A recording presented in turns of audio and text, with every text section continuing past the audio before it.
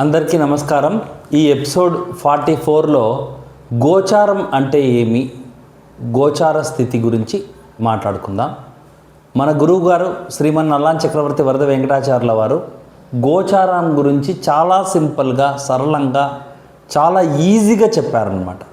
చూద్దాం ఏ విధంగా చెప్పారు, అదంటే ఏమి అనేది మనం చూద్దాం. ఇప్పుడు చూడండి, ఫస్ట్ పాయింట్ వచ్చేసి స్థిరగ్రహమునకు ఎంత బలం ఉన్నదో. స్థిరగ్రహము అంటే ఏమి? ఫర్ ఎగ్జాంపుల్, ఒక అబ్బాయి కానీ అమ్మాయి కానీ ఇప్పుడే పుట్టినాడు అనుకుందాం. ఈరోజు డేట్ ఎంత?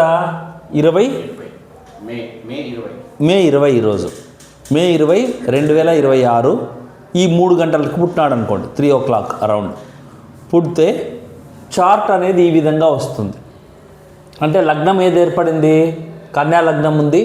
6లో రాహు, 7లో శని, 8లో కుజుడు, 9లో సూర్య బుధులు ఉన్నారు, 10లో చంద్ర గురు శుక్రులు ఉన్నారు, 12లో కేతు ఉన్నాడు. 9 గ్రహాలు ఉన్నాయన్నమాట. ఇది ఫోటో తీసి పెట్టుకుంటే అది ఏమి? జన్మ జాతకం అంటాం దాన్ని. పుట్టినప్పుడు కరెక్ట్గా ఫోటో తీసుకుంటే ఆ గ్రహాల పరిస్థితి ఈ విధంగా ఉంది. సో దాన్ని ఏమంటాం మనము? జన్మ జాతకం అంటాం. అదే ఇయర్స్ పాస్ అయ్యే కొద్దీ, డేస్ పాస్ అయ్యే కొద్దీ గ్రహాలు కూడా తిరుగుతూ ఉంటాయి కాబట్టి రాశి చక్రంలో ఒక 6 నెలలకి గ్రహాల స్థితి చేంజ్ అవుతుంది. కొన్ని నెలలకే చేంజ్ అయితే, కొన్ని చంద్రుడు అయితే 2 రోజులకే 3 రోజులకే వేరే రాశికి వచ్చేస్తాడు. ఈ సూర్య బుధ శుక్రులు అవుతే 1 నెల లోపల ఇంకో రాశి మారిపోతారు.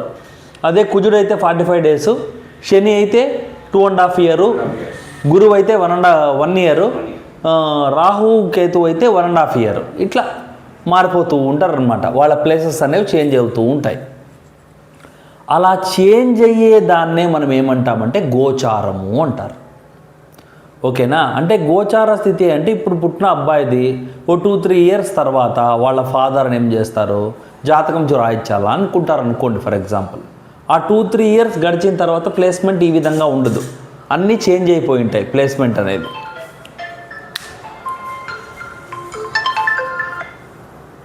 అన్ని ప్లేస్మెంట్స్ అనేవి చేంజ్ అయిపోయి ఉంటాయి అన్నమాట. సో అదనమాట. సో ఏమవుతుంది ఇక్కడ అంటే అలా మారిపోతూ ఉంటాయి. దీన్ని మనం గోచారంలో స్థితిలో చూసేటప్పుడు మెయిన్గా దేన్ని కన్సిడర్ చేయాలంటే గురు శనులను కన్సిడర్ చేస్తాం. పెద్ద గ్రహాలు కాబట్టి అవి, వాటికి సైడ్ లుక్స్ ఉంటాయి కాబట్టి అవి ఒక్కొక్క రాశిలో 2.5 years శని, 1 year గురువు ఉంటాడు కాబట్టి వాటికి అలాగే కారకత్వాలు కూడా చాలా ఎక్కువ ఉన్నాయి కాబట్టి ఎక్కువ ఎఫెక్ట్ అనేది ఒక చార్ట్ పైన అవి చూపిస్తాయి కాబట్టి వాటిని కన్సిడరేషన్లోకి మనం తీసుకుంటాం. రాహుకేతువులకైతే తీసుకోము. అవి 1.5 year ఉన్నప్పటికీ కూడా వాటి కారకత్వాలు తక్కువ. ఆ రాహుకేతువులు జనరల్గా సింగిల్గా ఉంటే మ్యాక్సిమంగా వర్క్ చేయవు. సింగిల్గా ఉంటే తక్కువ చేస్తాయి, తక్కువ. వాటి కారకత్వాలు కూడా తక్కువ కాబట్టి వాటిని పెద్దగా కన్సిడర్ చేయము. ఇంక మిగిలిన గ్రహాలు అయితే నెలకి 45 రోజులకి 2.5 రోజుకి వాటి ప్లేస్మెంట్ చేంజ్ అవుతూ ఉంటాయి కాబట్టి ఇయర్లీ ప్రిడిక్షన్ కోసం మనం ఏం తీసుకుంటాము? శని గురు గ్రహాలనే బేసిక్గా తీసుకుంటాం. వీళ్ళని హరిహరాంశజుసులు అంటారు. గురువు వచ్చేసి హరి అంటే విష్ణు అంశానికి సంబంధించిన వ్యక్తి. శని వచ్చేసి శివుడి యొక్క అంశానికి సంబంధించిన వ్యక్తి, గ్రహం. గురు శనులు గోచారంకు ముఖ్యులు. వీళ్ళిద్దరు గోచారానికి చాలా ఇంపార్టెంట్ అనమాట. ఒక్కొక్క గృహమున శని 30 నెలలు అంటే 2.5 సంవత్సరము, గురువు 1 year ఉంటారు. ఒక్కొక్క గృహమును వీరి బాధలే ప్రపంచానికి అధికముగా ఉంటాయి. ప్రపంచానికి ఎక్కువ బాధలు ఎవరు పెడతారు అంటే వీళ్ళే. శని పాలితులకు గురువు పెడతాడు, గురు పాలితులకు శని పెడతాడు అనమాట.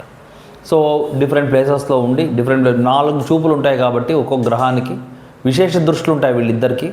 1-7 కాకుండా శనికి 3-10 ఉంటుంది. 1-7 కాకుండా గురువుకి 5-9 ఉంటాయి. 4 స్థానాలని ఒకేసారి ఉండి చూస్తారు కాబట్టి 4 స్థానాలపైన వీళ్ళ యొక్క ప్రభావం ఉంటుంది కాబట్టి వీళ్ళ యొక్క ఎఫెక్ట్ మంచి అయినా చెడైనా చాలా తీవ్రంగా ఉంటుంది. కాబట్టి ఇయర్లీ ప్రిడిక్షన్స్ కోసం వీళ్ళని తీసుకుంటాము. దీన్నే గోచారం అని పిలుస్తాము. ధన్యవాదాలు.